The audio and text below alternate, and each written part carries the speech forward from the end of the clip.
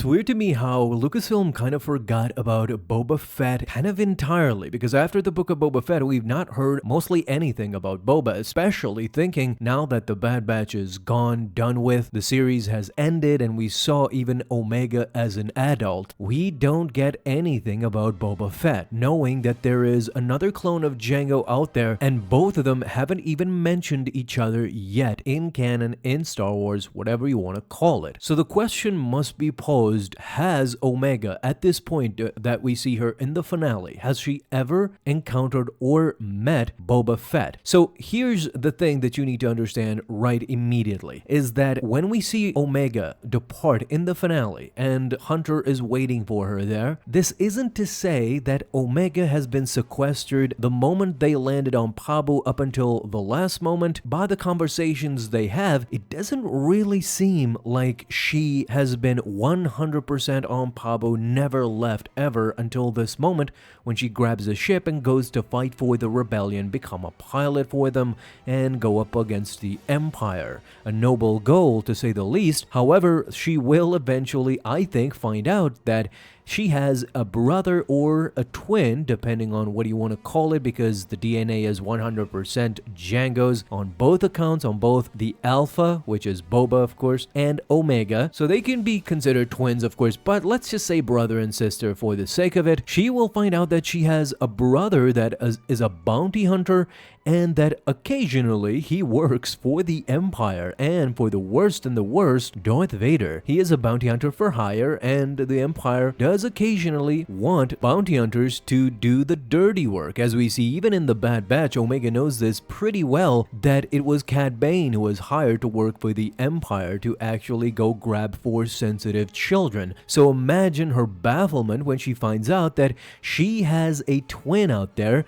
that is doing evil things for the Empire. Now, a crazy notion is the Book of Boba Fett completely transforms Boba Fett as a character. We see that in the Book of Boba Fett, after he escapes the Sarlacc pit, Boba is a totally different man. He goes and spends years with the Tusken Raiders, gets engulfed into their culture, and has an arc. He has a 180. He becomes the protector of their village. He becomes the protector of Mos Espa. He becomes essentially the protector of Tatooine against criminal organizations. But was this transformation actually just because of the Tusken Raiders, or can we attribute this to an earlier meeting with Omega that we are perhaps going to see in either a future animated show or perhaps the Skeleton Crew that is coming this year? You see, the Skeleton Crew takes place after the events of Return of the Jedi, because in Empire Strikes Back, yes, Boba Fett is the quintessential villain. He is out for himself, he goes up against the main characters, the good characters, so he is the villain in that movie. He is side by side with Darth Vader on Bespin, for crying out loud. But in Return of the Jedi, he is not all that evil. In Return of the Jedi, he is just standing by watching the events unfold inside Jabba's palace beside Jabba. He doesn't do anything that crazy other than go up against Luke Skywalker, who is threatening his main employer, Jabba. Essentially, he is just there at that moment. Once he is inside the Sarlacc pit, as I said, he gets transformed, escapes, gets ingratiated with the Tusken Raiders, but it doesn't surprise me that in between Empire Strikes Back and Return of the Jedi, there was perhaps a meeting between Boba and Omega, between Alpha and Omega, I should say more specifically. And either that or during his time with the Tusken Raiders, that's where we're gonna see in Skeleton Crew, because the Skeleton Crew does take place after Return of the Jedi. So we might see Boba Fett in that series. With the snapshots that we have of Jude Law does point to him being on Tatooine. So perhaps Boba Fett will be involved, and during those scenes we get a live action Omega where she finally meets face to face with her brother. This is a scene that we did not see, but ultimately led to the complete transformation of Boba Fett that we see in the Book of Boba Fett, the softening up of Boba, so to say. What you have to understand is that Omega as a character was always from day one designed as a opposite to Boba Fett. They are, if you look at it from afar, they are two sides of the same coin. They are both from Jango Fett, however, gender-wise they are totally different, they are at the other end of the spectrum, and character-wise. A story about a family and what it means. Boba knew and loved his father, Jango Fett,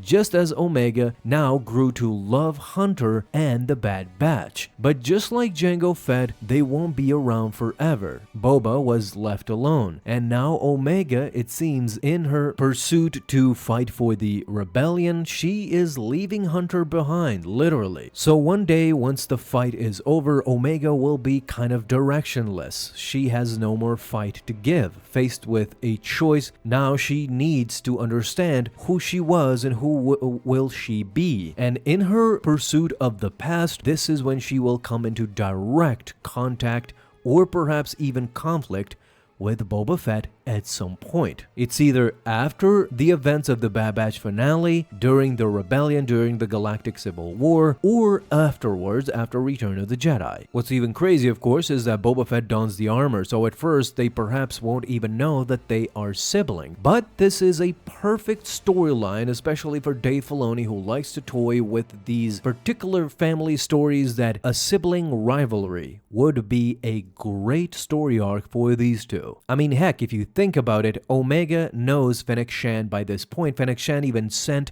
Asajj Ventress to Pabu to meet with them. And of course, Boba Fett, as you see in the book of Boba Fett, is working closely at hand with Fennec Shand, so their meeting is completely inevitable, be it through Fennec Shand, be it through themselves. Somehow, some way, I think that we are awaiting a great story in between these two siblings. Alpha and Omega are gonna come together at some point, but whether that be as foe or as friend, that's what remains to be seen. It all depends on the timeline. I mean, for me, I know that if they meet after Omega left in the finale, I think that they will be at first enemies and then grow to understand each other and know more about each other, especially given their past. But if the Book of Boba Fett, say Season 2 for example, gets greenlit and goes ahead, then I think that Omega will play a crucial role in that series, given that she survived as we see the Bad Batch finale. So anything is possible right now and I can't wait. Talk to me down below. Tell me, what do you think?